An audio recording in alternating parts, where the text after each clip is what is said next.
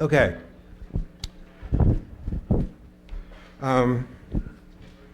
Usually I just jump right in and start typing at the computer, but while they're trying to get that fixed up, I'll tell you some of the administrative things.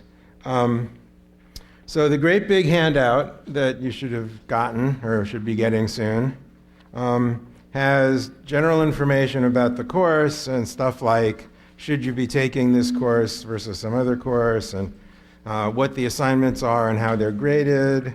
And toward the back on page 17 is the weekly outline of what topic is when. And let's more video. I only had one line on the screen. I just made some more, so they might have just not seen the top row, but they're still not getting it. And also in this big handout is the first week's homework and lab, which actually you should have already anyway, the lab, from having been to lab. Who has not been to lab yet in this class?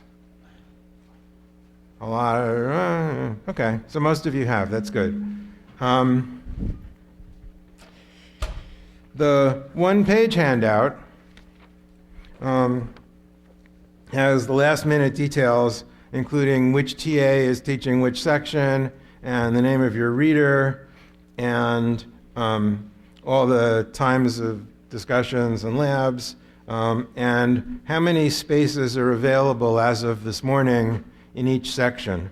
And you'll see most of those numbers are 0, but there are 4 sections that still have at least one vacant space for people who aren't in a section yet. The one that has the most empty spaces is Wednesday, Friday, 9:30 to 11 a.m. So if you're not in a section, try that one. They're going to try a different video cable. This week, despite what your schedule of classes says, you're meeting in the lab both times. So don't go to discussion section this week, go to lab again in Hurstfield Annex. Starting next week, it's lab the first half of the week and discussion the second half of the week. Okay, and I'll pass around computer account forms just for people who didn't get one in the lab. If I have any TAs here, TAs are supposed to come and bring me spare account forms. Now would be a good time to give me them. So the things you need to buy are the textbook, Structure and Interpretation of Computer Programs. Good, thank you. Named after the course. Oh, was the cable bad? All right, never mind. So you need the textbook, and there's 2 volumes of Course Reader. Volume 1 is the stuff that changes from semester to semester. So you definitely need a new copy of Volume 1. You can't pick up a used one. If you took the course last semester and dropped it, buy a new Volume 1 anyway. Volume 2 is the stuff that mostly doesn't change from semester to semester. However, this semester it did a little bit. So if you get an old one of these, you'll be missing my lecture notes and the article to read about the MapReduce thing for week 13. We rearranged the sequence of topics so the sample exams don't quite line up in the older readers. So it's a good idea, but not absolutely essential to get a new volume 2. But on the other hand, they cost $30. So, okay. Great. So now we have a computer, and I'm going to run STK, which is the name of a particular implementation of the Scheme programming language. Scheme is a dialect of Lisp. Lisp is the second oldest computer programming language that's still in use. So it's existed for a long, long time now, starting in 1960-ish. So going on almost 50 years now. And The reason it's hung around this long is that people have found it very useful. The reason we use it, well, we use it because the book uses it. But the reason the book uses it is that you'll find that it's a language that doesn't have very much in the way of notation, idiosyncratic rules. So you're going to learn the entire scheme language pretty much today. And that won't be a big deal. And after that, we can talk about big ideas in computer science.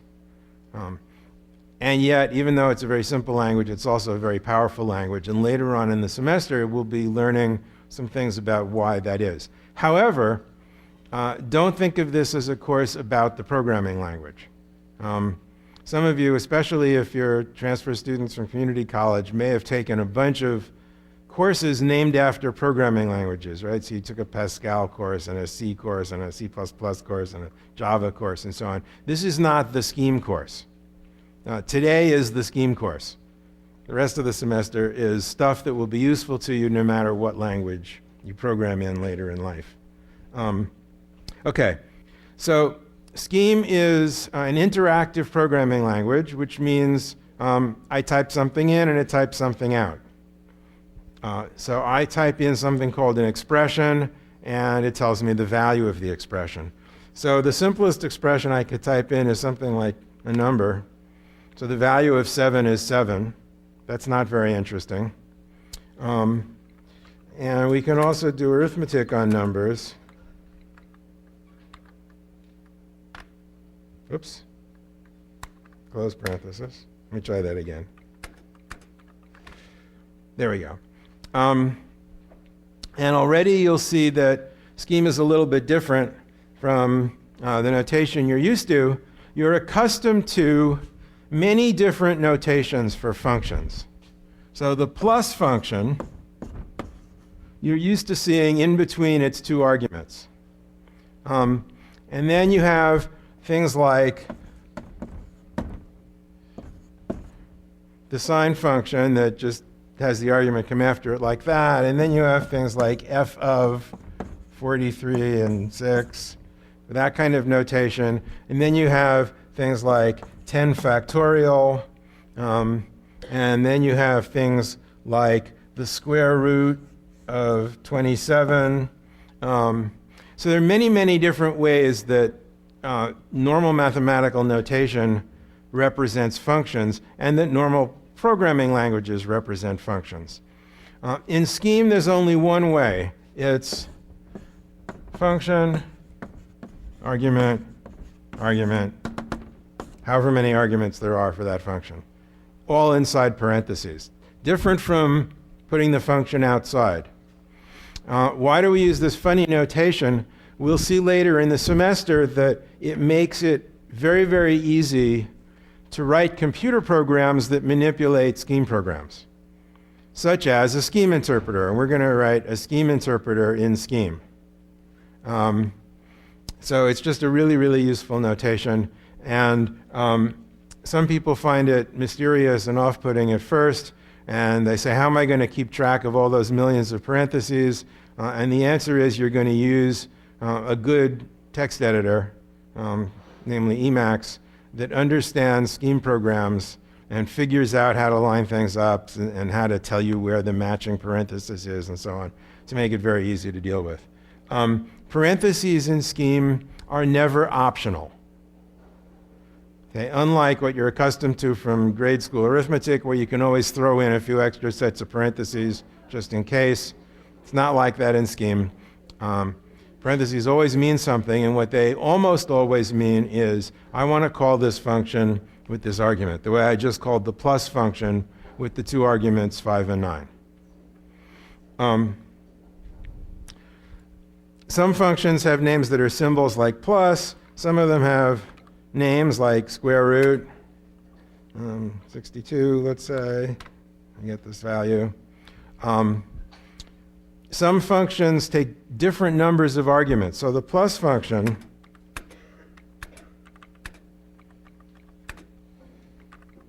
will give it, you can give it as many arguments as you want, and it'll add them all up.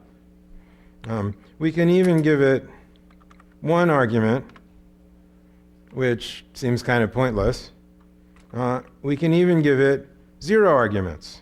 What are we going to get? 0, yeah. Because that's the identity element for addition, and it's the right thing to have when you don't add up any particular numbers. Notice that the plus sign in parentheses is different from just typing a plus sign all by itself, because parentheses, as I just said, mean call this function. So the plus sign by itself doesn't say call the addition function. It says, what's the value of this symbol? That one. And the answer is this pretty ugly thing, which a scheme procedures. I just used the word procedure for the first time. Up to now, I've been saying function. And for the purposes of right now, they mean the same thing, but I'll make a fine distinction in just a bit. But the point that I want you to focus on now is that the addition function is a thing. It's a perfectly good thing, and it's different from the result of calling the addition function. The result of calling it is 0 with no arguments, but it's not 0, it's a procedure.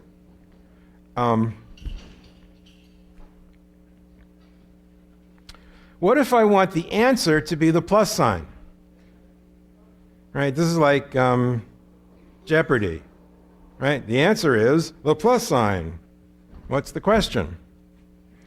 It's quote plus.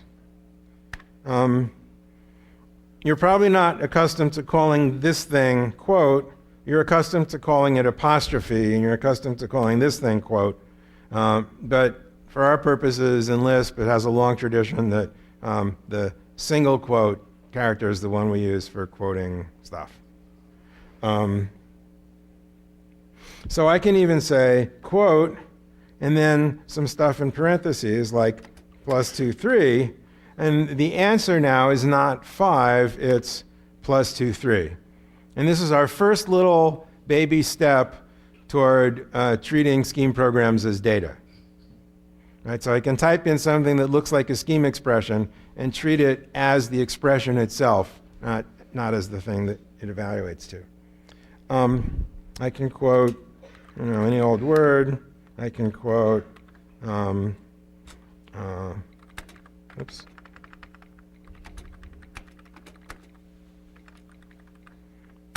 A bunch of words. This is called a sentence.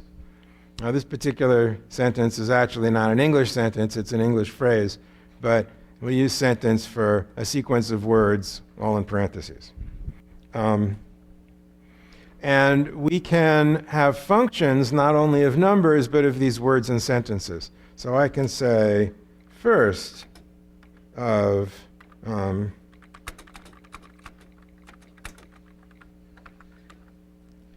a sentence, or I can say first of a word, oops, sorry, parentheses. I'm not quite awake yet this morning. And what I get is the first letter of the word. Letter is not a different data type. This is a one-letter word. So it's still a word, but it's the first letter of the word that's the argument. So if the argument to first is a sentence, it returns the first word of the sentence. If the argument is a word, it returns the first letter of the word. We also have last, and it does the obvious thing. I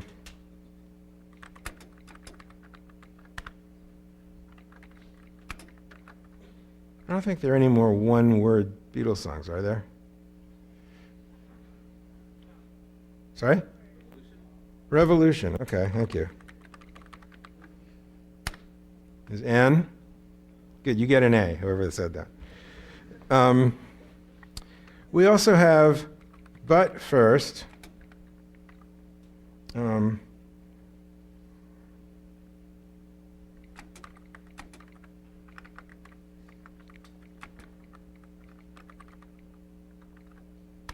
Which is all but the first word. and but last does the obvious thing. We also have abbreviations for those because they're too hard to type.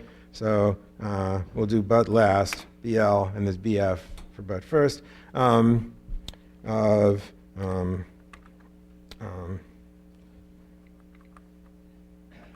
can't put a quote in there, so that makes things harder.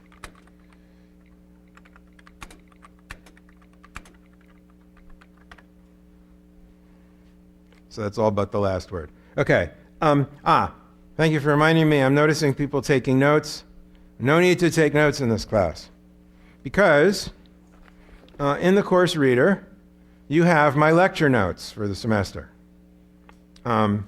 So it's not a bad idea to sort of bring the reader to class and read along as I'm talking and maybe make notes on the side if I throw in some idea that wasn't in the notes or something like that, or you want to write down a question to yourself. But you don't need to spend all your time writing. That's because when I was a student, I found that I can't think and write at the same time. And what I want you to be doing in here is thinking. So I'm trying to eliminate as much as possible the writing. The stuff about word and sentence functions is almost in the very back of the reader. Now, if you have this semester's one, it's page 375. And it's also in the first day handout that you all have on page 19 and 20. So that's where you learn about word and sentence functions. And the reason there's a separate document about those is that they're actually not part of ordinary scheme. They're something that we added here for the purpose of this course. The ideas are borrowed from another programming language called Logo, which is sort of a cousin of Scheme, which, by the way, you're going to be writing an interpreter for later in the semester. So the other thing I have to say about functions is that we can do composition of functions. That is to say, we can take the result from one function and use it as an argument to another function. So I can say plus times 2, 3, times 10, 10, and I should get 106, because I take the result of times 2, 3, which is 6, the result of times 10, 10, which is 100, and those two things, 6 and 100, become the arguments to plus. So that's composition of functions, and it's the way that you build programs in Scheme. Is by you write new functions that are compositions of existing functions. Because of composition of functions and some other things that functions can do that we'll talk about in a moment, the ability to write functions and to call functions are all you need in a programming language. So you're accustomed to thinking probably that programming languages have to have 24 different things like while loops and stuff like that, and declarations of variables, and you don't need any of that. All you need is the ability to create and call functions in a programming language, and this is the root of the simplicity that makes it possible to learn Scheme all in a day. We can also do composition of functions that aren't numeric, so let me just show you first of, but first of,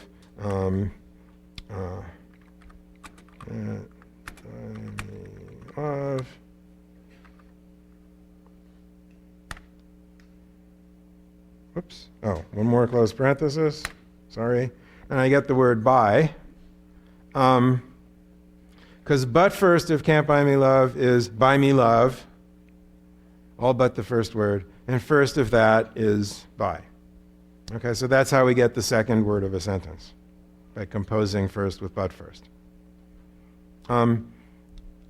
It's nice that I made that little mistake because it reminds me to point out that lines are not a big deal in Scheme.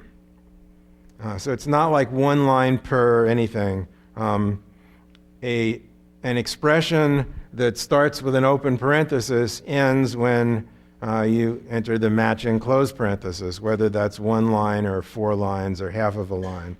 I can put several expressions on the same line, and I just get all their values here. Okay.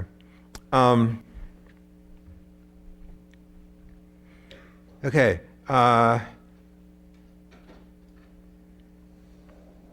Let me take a moment out from doing this to talk about a couple of administrative things. I think we just about have room for everybody, including extension students. So if I have to sign something to get you into the class, despite what it says in the handout, I will do so. Mostly these days that happens online rather than by you giving me pieces of paper. However, if you're not already enrolled in the class, if you're waitlisted or you're an extension student, you need to go to a section that has room for you, of which there aren't that many. Later in the semester, things will settle down a little bit. Some people will stop coming to class. Those are the ones who flunk. But some will anyway, even though I've just said that. And so it'll be a little bit easier to switch between sections. If you want to switch between sections, whatever you do, don't tell telebears. It will end up dropping you from the class and then saying there's no room for you to get back in. What you have to do is talk to the two TAs that are involved, the TA of the section you want to leave and the TA of the section you want to enter, and make sure it's okay with both of them. But if you can not do that this first week or two, that would be, well, this first week especially, that'll be great, because it's going to be really crowded in the labs. Labs are the limiting factor on class size. What else do I have to tell you? Right, there's homework every week. This first week, you will turn in the homework two ways. One, online, using the submit command, which your TA should demonstrate in lab. Remind him or her to do that if they don't. And the other is on paper in a set of homework boxes. There's a great big wooden box with a lot of slots in it. And the slots should be labeled with your section and your TA's name and so on. So if you put your homework in the right slot, it will get graded properly. Most weeks, other than this week, you don't have to turn in the homework on paper. The way that works is homework in this class is graded on effort. Every homework is worth 2 points, all or nothing, and you get the 2 points for any significant effort. So if you left out a question, that's okay. If you got all the questions wrong, that's okay.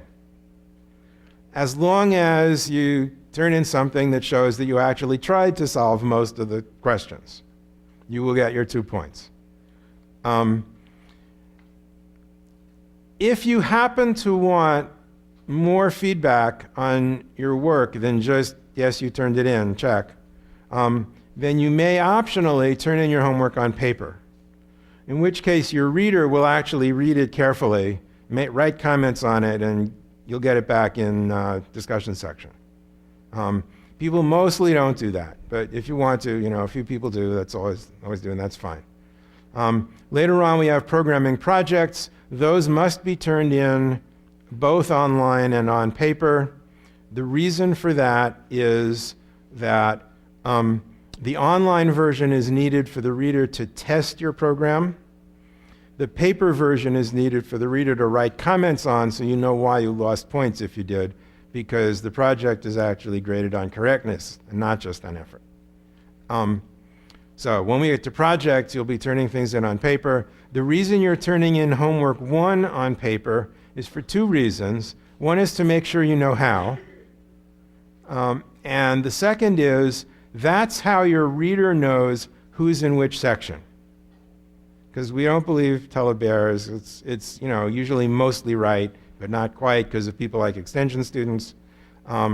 So whatever slot you put your paper in this week, that's the reader that's going to be grading you.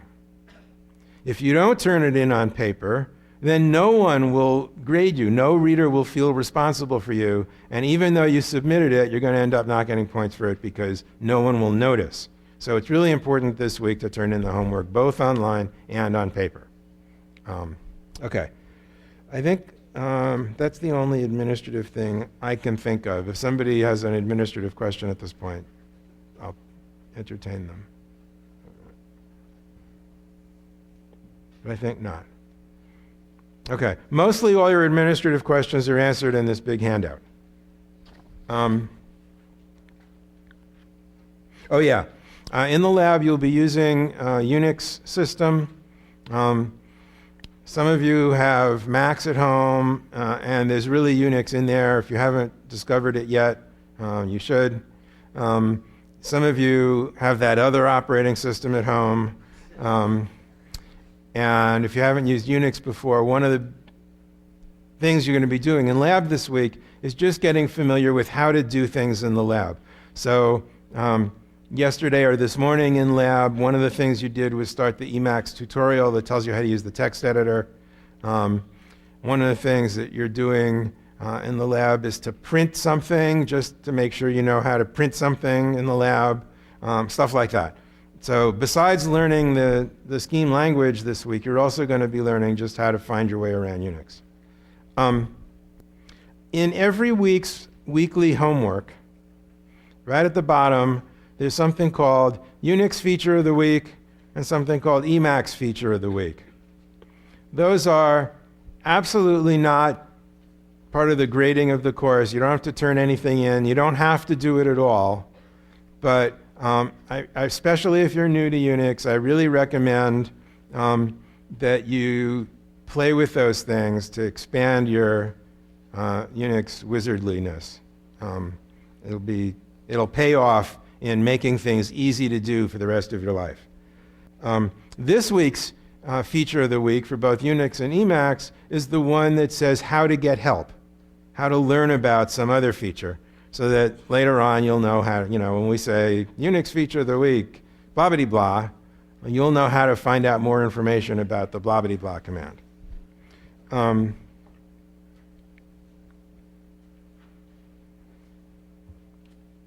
Okay. Did anybody not get one of the big handouts? Is that a hand up? Okay. Does anybody have extra big handouts? Is there a pile of them somewhere? Great. Send that pile to your left. And after you take one, send it back down to the front, please. It's pretty... Sorry? What about lab accounts? I'll pass those out in just a moment. Did everybody get one of these one-page handouts? Who didn't get? Some people over here. All right, who has a big pile of the one-page handouts? There are enough to go around. So somebody, is that the one-page handout? Yeah, okay, it's coming over. Great. And when you guys are all done, you can send the extras up here. Okay, I am now going to pass out, thank you for reminding me, I only have a few with me, computer account forms. Did any TAs turn up since the last time I asked? I sent them all email saying, come bring your extra account forms to class. All right, I hope we have enough. If you got one in lab yesterday or this morning, don't take another one, because this is all I have. So I'm just going to pass the pile around and take one if you need one.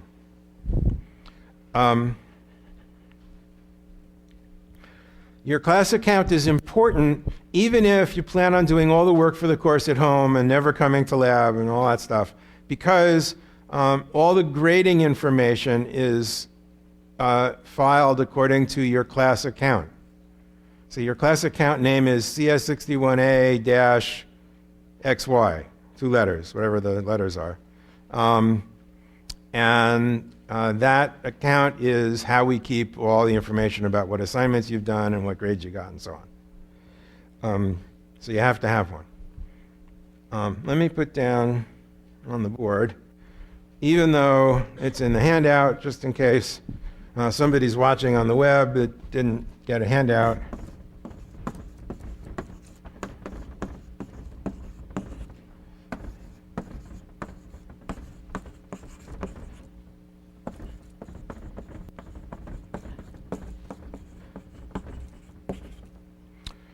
Class accounts, Jenny Jones. She'll also have some of these handouts. And we'll also put handouts in the handout rack and 283 soda I guess I should have written that there too.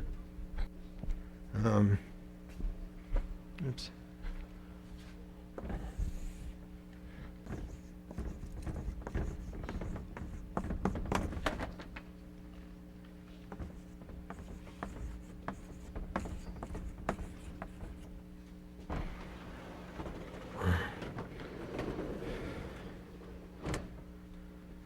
So you can point your TV camera at that for the web people for a moment.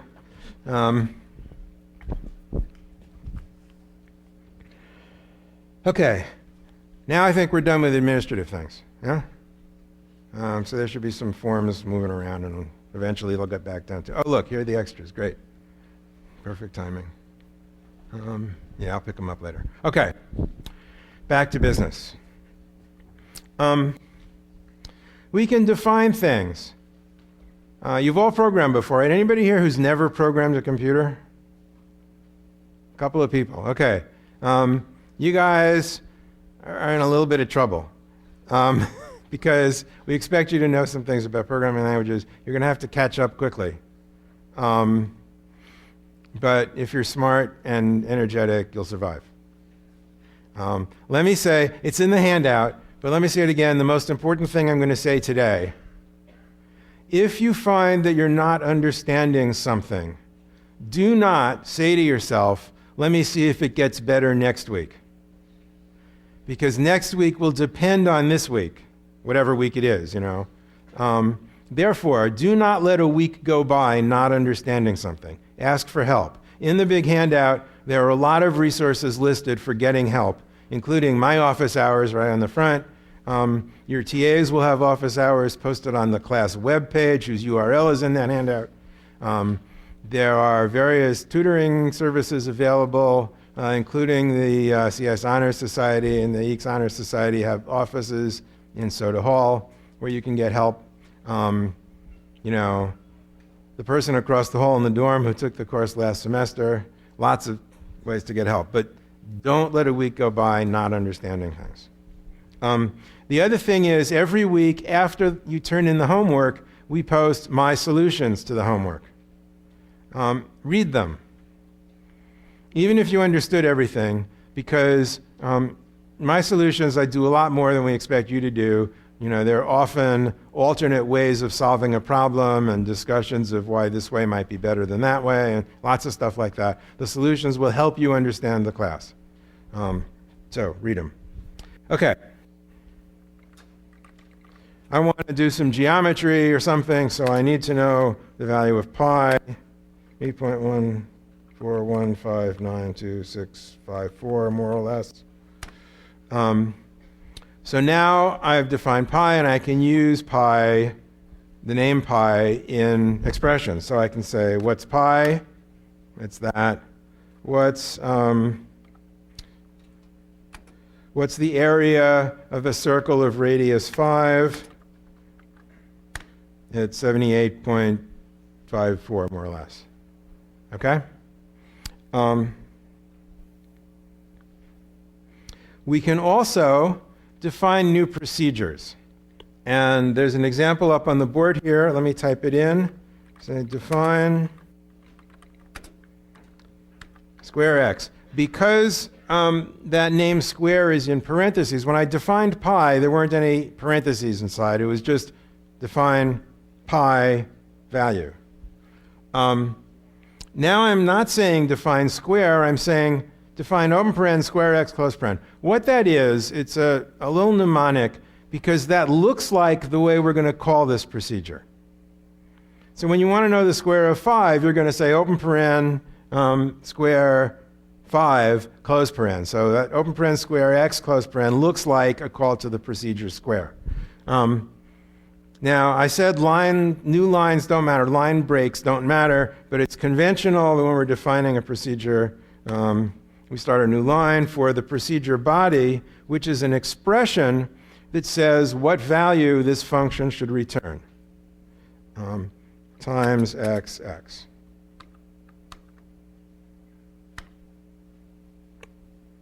So now I've defined the procedure square. Define, you'll notice, by the way, returns the name that you've just defined. So now if I say square, what will I get? Yeah, I get this a different ugly thing that looks like a procedure. What if I say open paren, square, close paren? Yeah, I get an error message. The procedure plus takes any number of arguments you want. But most procedures have a particular number of arguments that are required. In this case, we define square to take one argument, the one called x. So I have to say something like square 5 to get the value of 25. It doesn't have to be just a number, of course. It could be square of plus 2, 3, or it could be square of first of 583. That one works because numbers are words. So you can apply first to a number and get its first digit. So the first digit of 583 is 5. So that's what I'm taking the square of. Okay? So I predict that even though I'm saying this right now, 40 times over the course of the semester, one of you is going to raise his or her hand and say, can I put such and such inside a such and such? And I'm telling you right now, the answer is yes. Okay? Every place where an expression goes, any expression can go. So, can I use conditional expressions in such and such? Yes. Can I use, whatever it is you might think to ask, the answer is yes. The way Scheme evaluates expressions is, if the expression is in parentheses, then it evaluates all the sub-expressions, each little piece of that expression first, and then it calls this function with those arguments. So, in other words, in this general function call here, all of these things are expressions, and we evaluate them. Even the function name is an expression. We evaluate it, we get a procedure, right? The argument, it can be just a number like 5 or a quoted value, or it can be any big complicated expression whose value is the argument that we want. First we evaluate the argument expressions, then we call the function. Okay, that's always how it works. Of course, the value has to be one that's in the domain of the function, right? So when I say any expression can go any place, if I say plus 5, quote, hello, sorry, hello isn't a number. So it's not that you can't use an expression that's quoted in there. I can, for example, say plus 5, quote, 87. That works fine. But whatever the value is, it has to be a number if you're calling plus, right? Scheme will happily evaluate any expression you want, but plus will complain if its argument values are not numbers. So a little bit about terminology. Terminology is really boring, and I don't want to spend most of today doing it, but sometimes it's important. Mostly, I will just talk about argument to mean any of the following 3 things. But when it matters, they all have different names. So here's a procedure definition. And square takes an argument whose name is x. The name for the name of an argument is formal parameter. Okay, so when you're defining the function, you say what the formal parameters are. In this case, there's only one formal parameter, it's x. When we call a function, by saying something like square of plus 2, 3, plus 2, 3 is the actual argument expression. Actual argument means what's the argument this time? What is it really? Right? So plus 2, 3 is the actual argument expression. The value of that expression, namely 5, is the actual argument value. So there are 3 different things that are sort of arguments, x, plus 2, 3, and 5, and they all have different names. Just in case it matters. Also, while we're doing stupid terminological things, I said that I would talk about function versus procedure. So let me do that.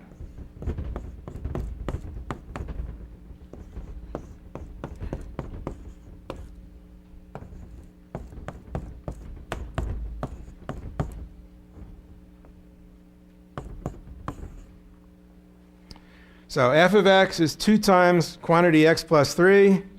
G of x is 2x plus 6. Are f and g the same function or not? Let's take a vote. Who says f and g are the same? Who says f and g are different?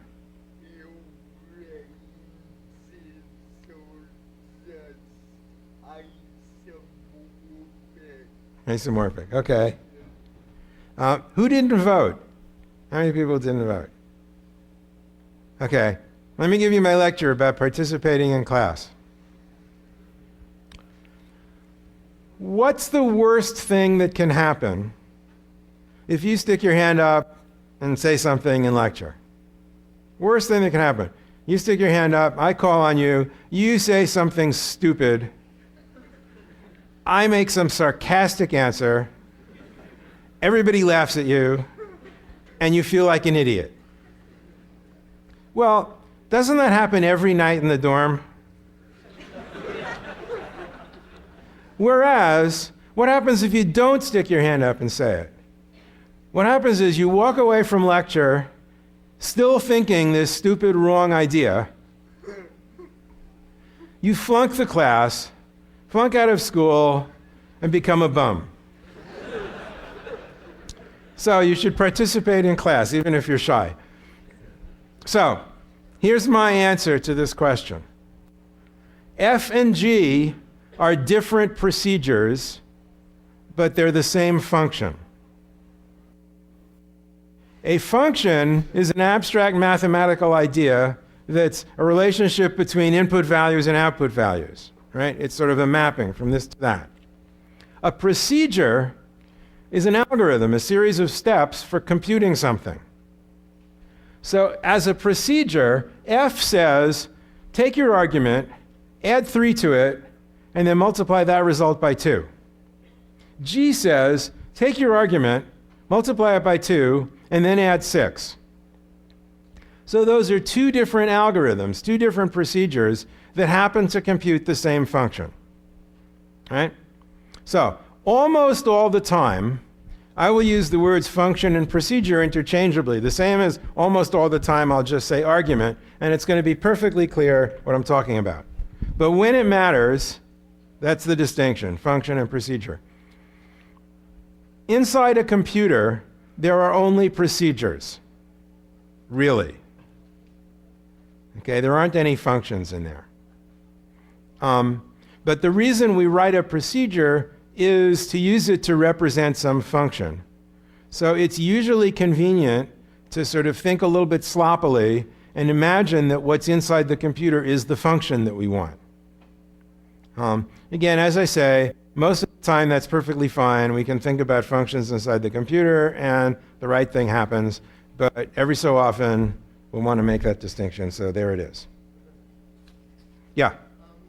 When you said open parentheses word and then close parentheses, we got an error, right? Mm-hmm. Isn't the identity for the multiplication function 1? So his question is, how come when I said open paren, square, close paren, I got an error? Isn't there a perfectly good answer, namely the identity element for multiplication, which is 1?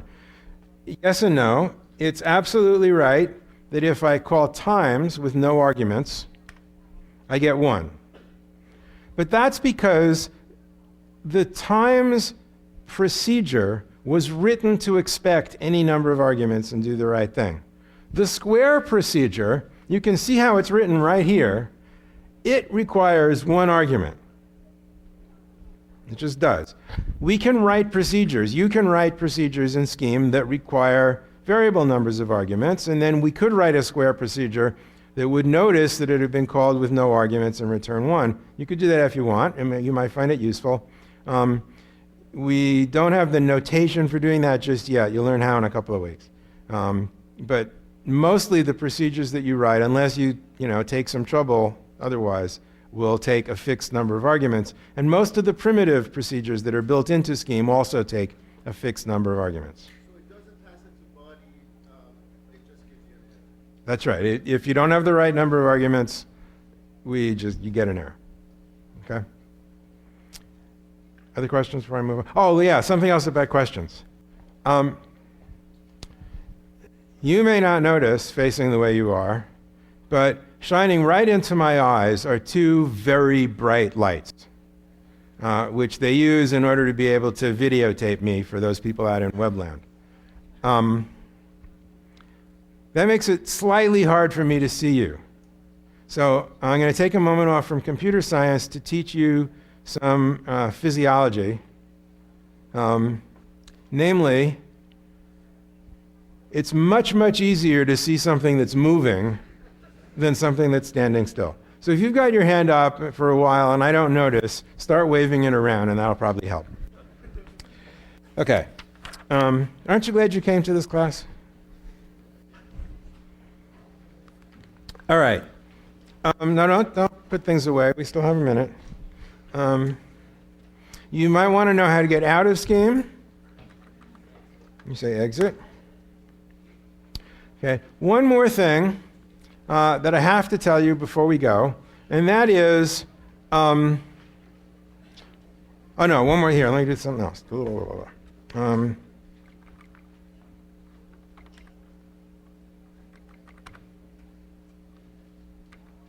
Oops.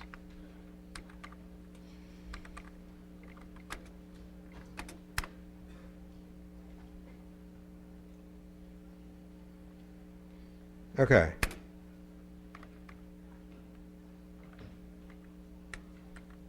This is the way you'll mostly run Scheme inside an editor window. There's a sheet in the big handout called Scheme and Emacs, which you should read at your earliest convenience. So here's a plural function. It says take a word, stick an S at the end. Why, by the way, did I use WD as the formal parameter rather than WORD?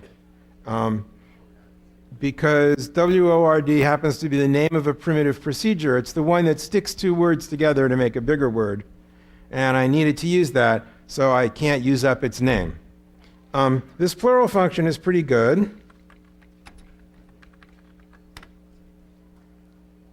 But it's not perfect because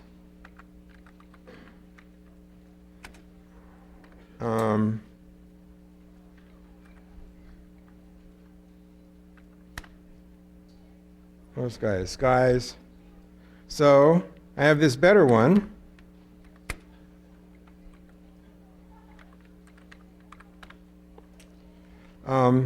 Which says, is the last letter Y? So if the word is book, it's and. If it's Y, it turns it to IS. But oops, it's still not quite right. So you're going to fix it. See you Friday.